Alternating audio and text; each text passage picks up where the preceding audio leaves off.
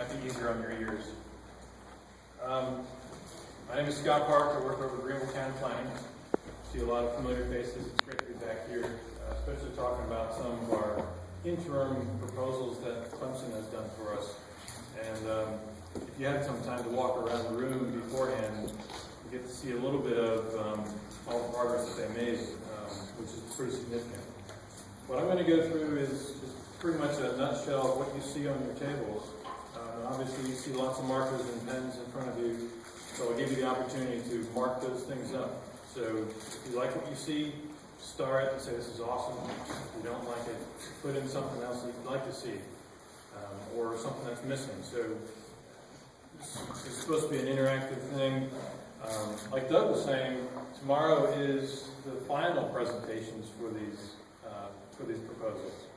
And apparently what I've been hearing is that it's pretty amazing what they've actually done since this point. So Tom and I have gone over to Clemson to actually look at these and critique them, along with a handful of other professionals from our very own city of Greenville, people in Charleston. So, there's a lot of people that have looked at these proposals and have given their feedback, professional feedback. I was just there to say, yes, that's good. But these guys were legitimate. I mean, these guys were fantastic and knew what they were talking about. So, just to give you a little background on this entire community plans process, we started this back in August with a series of community meetings. So, we had 3 community meetings throughout all 3 of the different elementary schools to kind of space out geographically. From there, we did some brainstorming activities, what your priorities were, and really flushed out what the big things were that Taylor's residents wanted to see happen in their community. So some of those were including Wade Hampton Boulevard.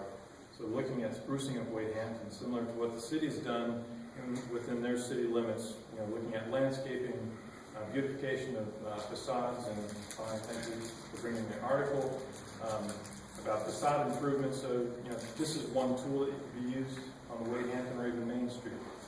Main Street was another topic that was brought up that was very significant. A couple other ones were the mill. We have not only Taylor's Mill, but a couple other regional mills here that are very significant historically to Taylor's. And the Greenway. So looking at a Greenway, Blueway option on Interim River. So you're tying up a lot of your historic resources that way. So you're talking about connecting Chick Springs to Taylor's Mill, the Bleacher, and even further south into the Corey Burns Park. So you have this great backbone that we call the Interim River. So it's already there in our backyard. So what Clemson did was look at those big topics and try to work up some proposals that make these things flow together. So you have this transition from Wade to Hampton onto Main Street. I've heard more than once that transition's a little rough. You'll see some proposals tonight that kind of smooth that transition off. And then how do you connect the middle up to Main Street? So, there's all these challenges that have come up that you brought up. And so what we'll see tonight are some initial thoughts of proposals that try to address those issues. So let's get started. Let's go to the first slide, which will show us that tomorrow, as a reminder, again at 1:30 p.m. at Clemson, at the Lee Hall, is going to be those final presentations. So we'll get copies of those final presentations and we'll present those back here. So don't worry about going to Clemson, but please do, because they probably need some good feedback again. But we'll have these presentations as well, and we'll do the similar kind of exercise that we're doing tonight. Do that. And don't worry so this is kind of the end of Clemson's role in our planning process. So they've helped us come a long way in a short period of time. We've got in-house help that will be able to take these proposals or their final proposals to the next level. So don't worry that these proposals will be left just on the table hanging. So let's go to the next slide. And we'll start off with greenways and transportation. So I think I put those on this row here. So and I think on your row, on your table as well, Robert. So actually, it's spread out all over the place. There's one over here too. So greenways and transportation. So this is also going to follow our advisory group groupings as well. So if you want to get into one of these topics, if you want to focus on it and try to solve these issues, we need you on the advisory board, and we'll get you into these maps and really intimate with these maps and what you want to see. So, the roles of those advisory groups are I can't say enough about how important those will be. But they'll follow these same topics. So if some of these things spur you on, and I really want to see a greenway going through Taylor's, which I think is pretty cool. I think you've got a great starting point here. So let's go on to the first one. This one is right here in the top. Evan Lawson did this, and you can see that he's using the Enoree River as kind of the spine and backbone here, leading up into the mill here. So you're connecting up the mill, and you're going kind of in the northwest of the pattern, but you're also connecting up Chick Springs, which is number 3. You'll see on the map if you get closer to it. So Chick Springs, the mill, and then back down here is Corey Burns Park in the south part here. Exactly, that's what I thought. And so, Mr. Lawson does some interesting stuff around the mill too. So he's got some, kind of an attraction at the mill, in addition to what's going on within the hard structure. So you have this, pass through. You can have this as your trailhead too. So there's all sorts of ideas when you're talking about the mill connecting up to the greenway. He also has some connection along Wade Hampton and some development of some commercial and then residential behind it. And so he also gives some pictorial representations of what sidewalks would look like on the side of Main Street, what the mill would look like with a little bit more of a greened up infrastructure. So if you're interested in that, it's right over here in the front. Let's go to the next one. Yes, sir. Where does that money come from? Where does the money come for the greenway, since it's not commercial or residential or anything? Right. That's a good question, and I don't know. I mean, we don't have any money. Well, I understand Okay. that, but I just want everybody to know that some of these things have to be funded later, probably privately. Or grants. That may be the last thing to happen. As far as greenways are concerned, we've been pretty successful in getting a lot of federal dollars to put in swamp rail, for instance. So there's definitely a track record of really good success of putting miles in. So grants. Yeah. Okay. And so then you're matching grants like a swamp rail. It's called the HHS swamp rail for a reason. So you have a Greenville hospital system or health system as a big sponsor of that. I'm just trying to figure out the expectations, things like that. What's expected of the residents and what's expected of the county and things like that. So the expectation and I'll just lay this out right now, is that we need a plan first.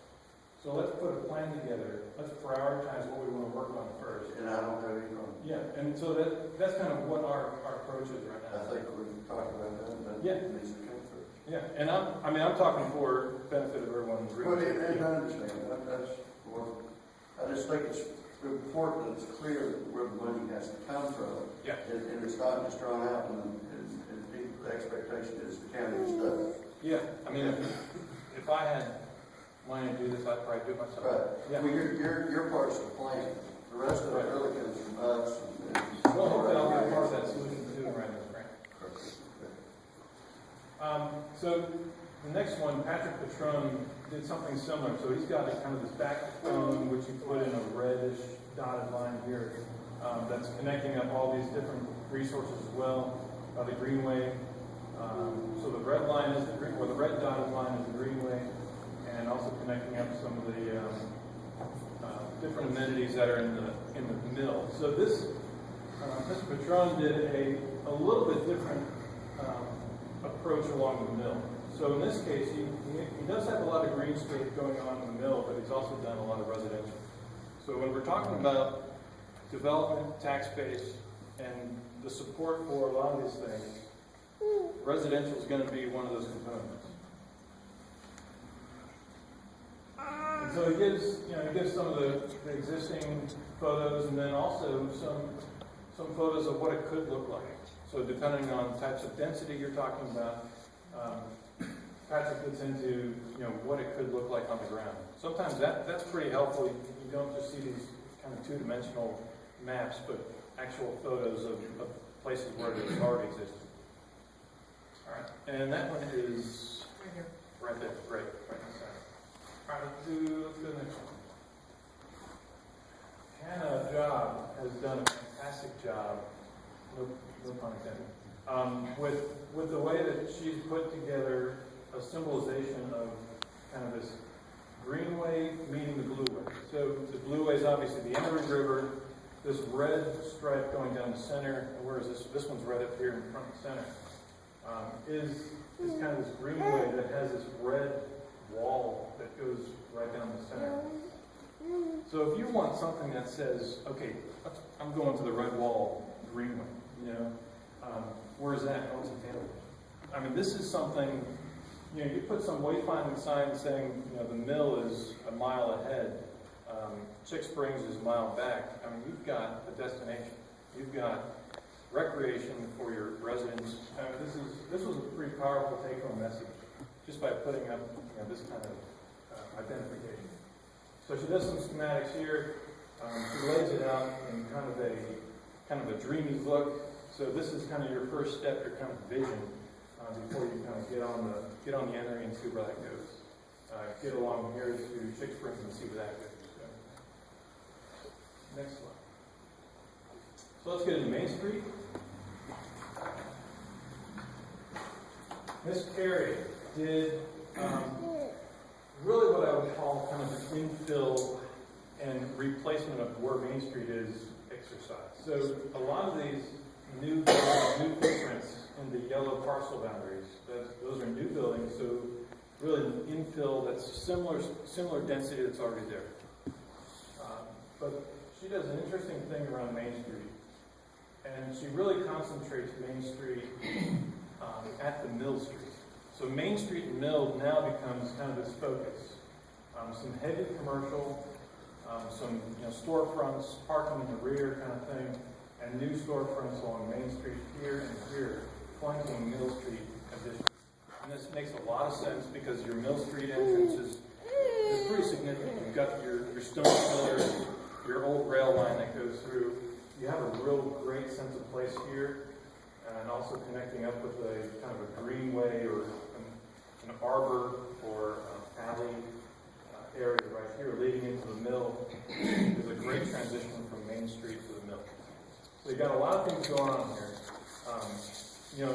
I'm not too impressed with infill. I mean, this could be a good transition to another plan. I think is a little bit better, but I think it's safe. It's kind of a safe play.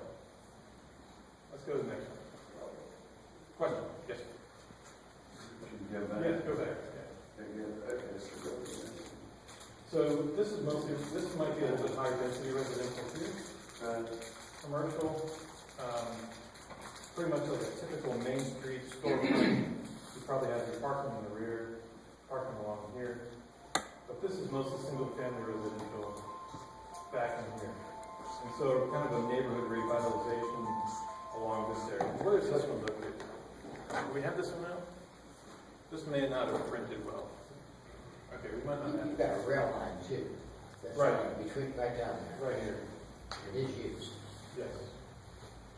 And I think there was a greenway that they put along here as well. Kind of a green buffer. Yeah, actually, the rail line, I think is Yeah, I think that's right here. This is the church here. Yeah, and that other special. Eight chapels down there. Right. So it's another approach, but you kind of look at all these different proposals and you see, well, where do you more comfortable with? Where do you want to see it in 5 years? Where do you want to see it in 30 years? So I would say this is more of a 5-year, 10-year plan. Except for this, that commercial would be pretty significant. Okay, let's do it. Again, so we're looking at, and I don't have the name on this one. I apologize for that. Again, we're looking at the Mill Street heading out into kind of a new downtown center, right? So I think these are really, I think there's probably some good credence to that.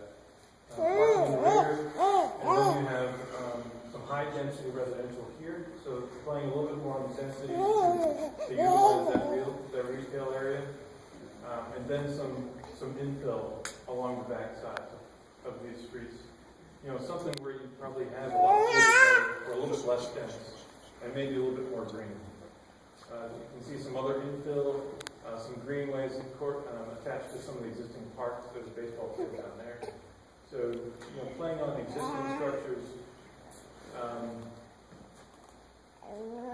What's interesting also is kind of this entranceway.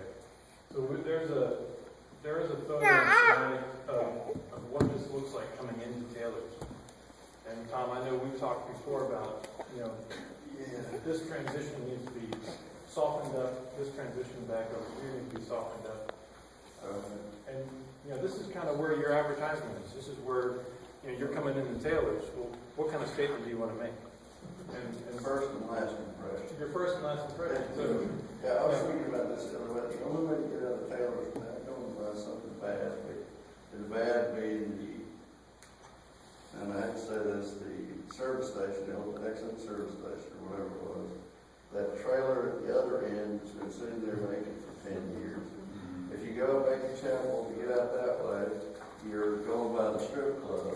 If you go up Chick Springs, you're going by the strip club. You know, the only way to get out south, I guess. You know, on Taylor Road, Edwards Road, whatever the other one is. yeah, we want to know where your chamber entrance is. Right, and those are escape routes, I would say, if you don't want to see the I stuff. got you.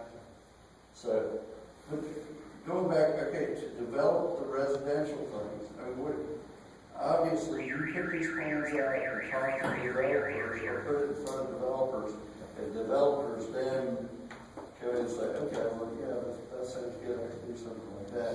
And you work with them, and they're the ones doing the things, correct? Really, all we're doing is creating this plan. Generally, that's all it takes. The developers will see this plan, they say, okay, let me go find a builder, let me go shop this around. They need a piece of paper in their hand. Yeah, I'm just wondering how it gets going, Yeah. you know, things like that. And we talk to realtors, we talk to people that have property in the area and things like that. So we shake some bushes. Okay. Okay. And also what you want to look at, if something like this, if there's a general light for that kind of activity along Main Street, namely retail kind of commercial area, we need to see if the zoning is correct. There's things that we have to do on our side to make sure that something like this would fly in that particular spot. So there's things that we do as well. Okay. Did you have something? Yes, how do something like this transition from, as you mentioned, the nuts and rights areas and then Main Street there, before you hit the mill, and you have some really very nice even homes and things. How do developers come in and look at something like that and say, yes, I want to develop in this, Right. Is that feasible? It's been feasible in other places, so I have to say yes. Okay. Yeah. I mean, you have to look at what kind of activity is, or what kind of activities are going on. In this case, you're going to have that long-range plan, but you're also going to have these steps, these intermediate steps before that long-range plan is realized. That you're going to have some traction, you're going to have some activity, you're going to have lots of things going on in Taylor's, however small they might be, but as long as we're moving in that direction to the 30-year plan or 20-year plan, whatever it is. For instance, there's a house probably... Let's make it the 10-year plan. Let's make it I'd a like 2-year to plan. be here for the end. Yeah. That's a good fit. There you go. Well, the quicker that we get started, the faster we'll get there. There is a house, just to talk about activities, like there's a small one-story house around here that's slated for demolition. And I think we talked about that. That's been there for 5 years. yeah, and it's So all the bid. what's the fit? It's out the bid and it should be done. It is out there. A couple of months. Isn't that house you're talking about off the edge of the map on the right? Yeah, I think it's over here. But things like that, if you know that things are happening or are in time schedules, then people get the idea that something is going on. We're moving in the right direction. So, Correct. Let's go to the next one. So this is the plan, again, from this job that really, I think, does Taylor's really good job. Just look at this area here. So this, give you an idea, this is the church right here, the railroad tracks to the north, the mills down here. She lines, Main Street with this retail component, but then she moves back in here and does something that you probably see in Savannah. I mean, this is a fantastic idea. And I think it's of a good density. I think and it's put together really well. Main Street on the south side, she also puts a higher density residential, and then a parking behind it. So that park and rail line here. So, I mean, it really does a nice kind of a Savannah setting, and it's fantastic. Is that a bad size? No, it's not a bad size. It's probably this one right there. I'm now next to the condo project, which is okay. But this might be something to definitely take a look at for that Main Street Advisory Committee. And I think, this is a pretty neat idea and concept. So, going in that direction, I think is pretty neat. So these are just, so I can keep up with this. This is the commercial thing. The last one you showed us was residential. So all the things we're seeing here, but I guess they're tied into the residential in the back, kind of, but just with a different diagram from the other one, correct? Oh, yeah. These are all separate proposals. These are separate students coming up with their own ideas. So, and ultimately what we want to see at the end of our planning process is to see more than one proposal. So, we don't want you guys to be only looking at one thing. It's like, okay, I guess I'll go with that. We want you to have this choice. So, what is conservation? Well, we have this taking about restaurants and things of that nature. Right. It's going to be very difficult to have restaurants on Main Street Taylor's. But, the fine dining thing, because you're always within 1,000 feet of a church. Okay, so you're not going to be able to serve any alcohol, so you're not going to have any fine dining. That's interesting. Yeah. So, which is okay, but just keep those things in mind. Yeah, that's a good point. But those are kind of detailed parts that, but you definitely want to keep those things. So, do I get to build a house right now? I think you might need to get a permit for that. So. It's going to be, for something like that, it would have to be on the other side of the overpass or above the dollars. Yeah, that's interesting. For this. Okay, so this one is also right here in the front center. Seems to be a lot of vacant land north of the railroad. Is there a reason for that? I think it's mostly one or two landowners in that area. And so it's up to them. Sure. I mean, it's So I up was to every wondering why we have every this landowner. big stretch of undeveloped, land there. And sometimes it's for other reasons too, for topography or wetlands. Yeah, that's what I was wondering. Yeah, Is there there's all sorts of things. And the blue line definitely should give it away that there's probably a little bit of wetlands. But I don't think the entire thing is wetlands. That's across from the Taylor's post office, correct? Yeah. And it is very wet. Yes. Yes. Talking about putting a golf driving range in there, the balls would be underwater. They hit it. Water has It doesn't flood nearly as much as you think it would. But I think that plan is dead, from what I understand. All right, next.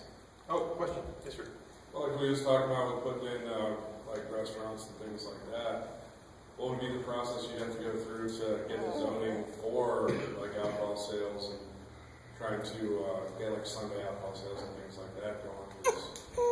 I mean, those things we would have to look at. If that's the way that it comes down to the plan, then those are the things, those are the different individual tasks to get to the objective. So that would be one of those tasks to get there. And, in an ideal world, probably 6 months for an ordinance change. Yeah. That's very ideal.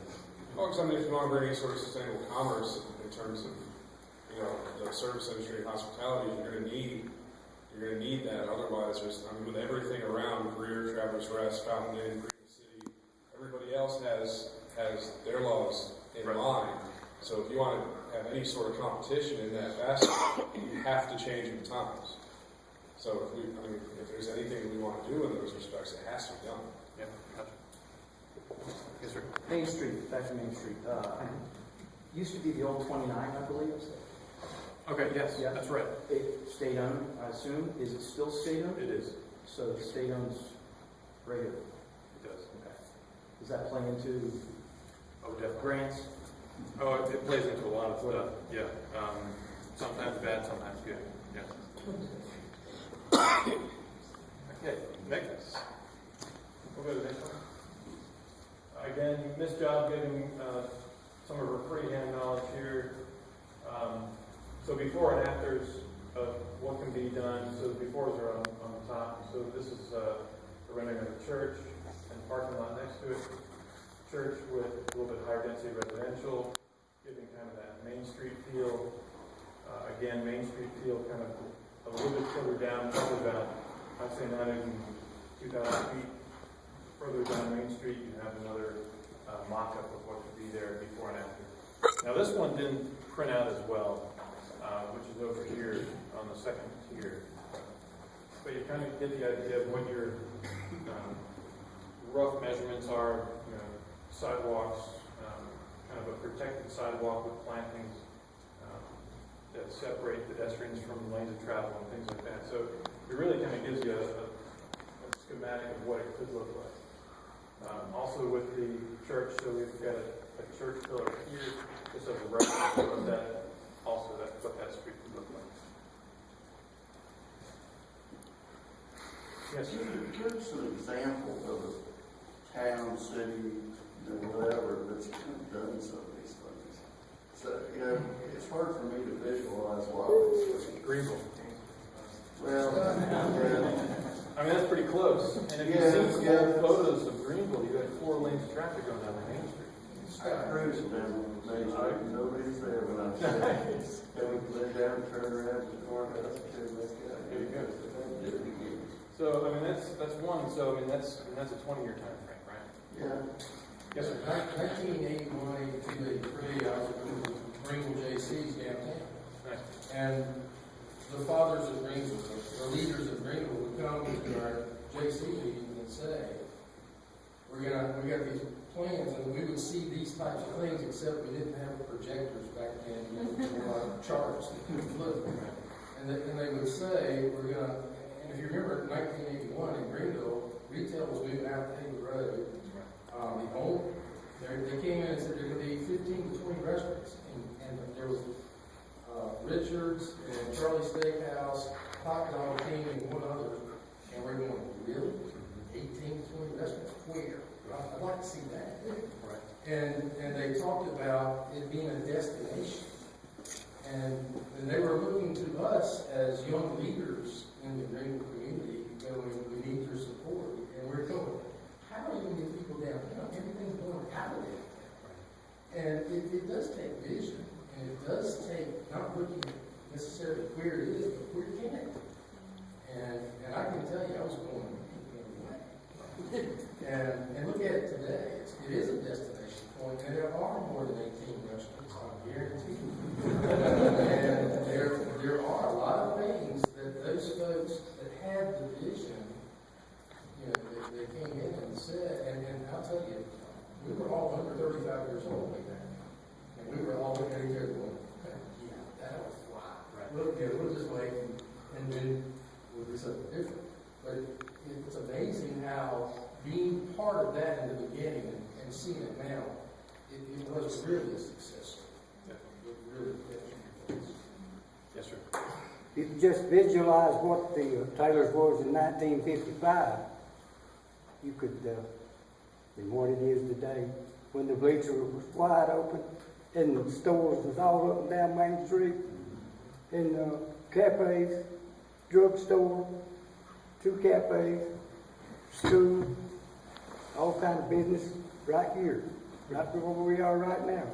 There was a magistrate's office here, and a grocery store right here.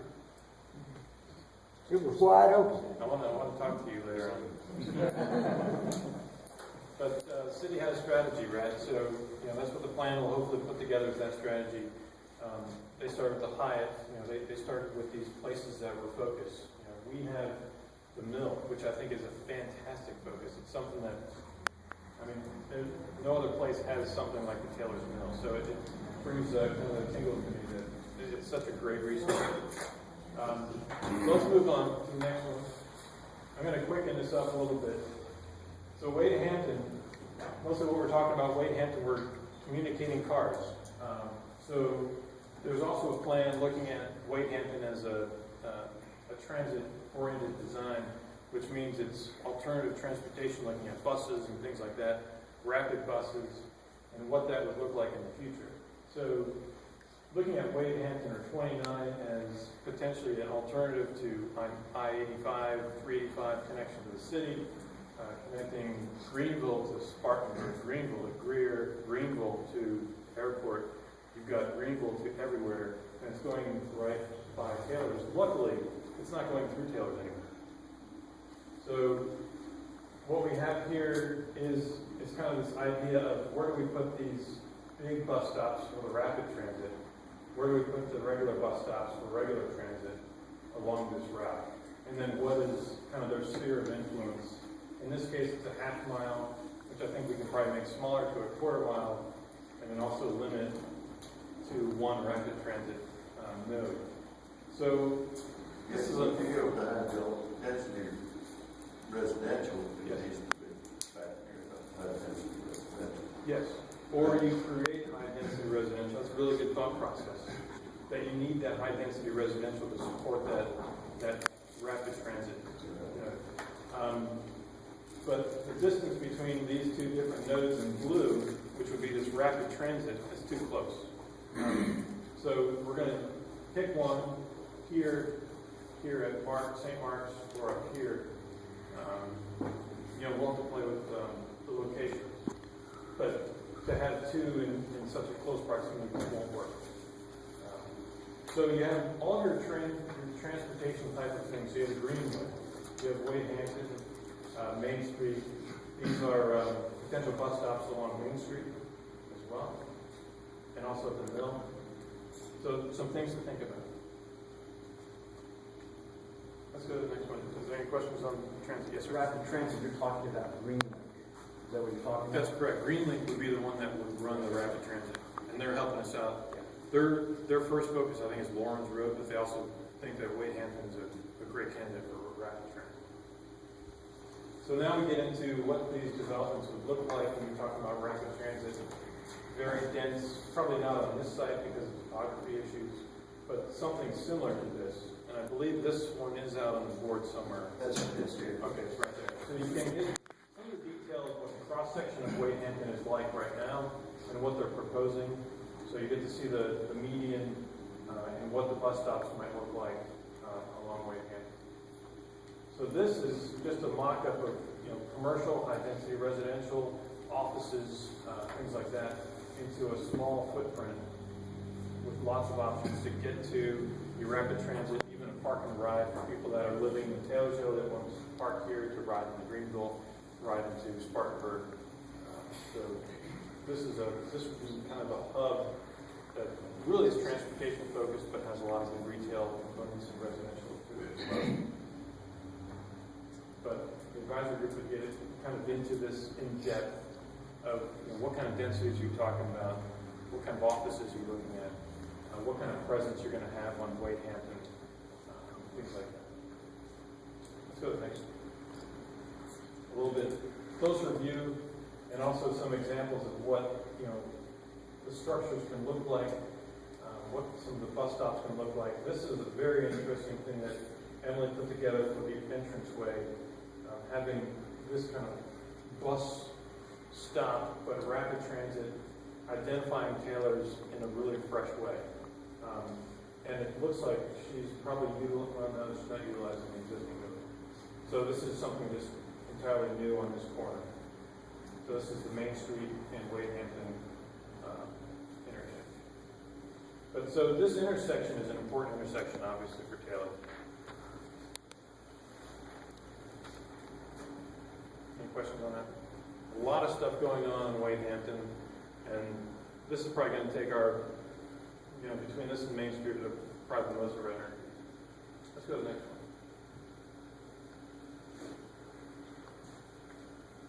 I don't think we're going to have a roundabout on Wade Hampton. But it's a good idea. Okay, let's keep that in our back pocket. It could be fun, especially for those 18-wheelers, or their 10-wheelers now.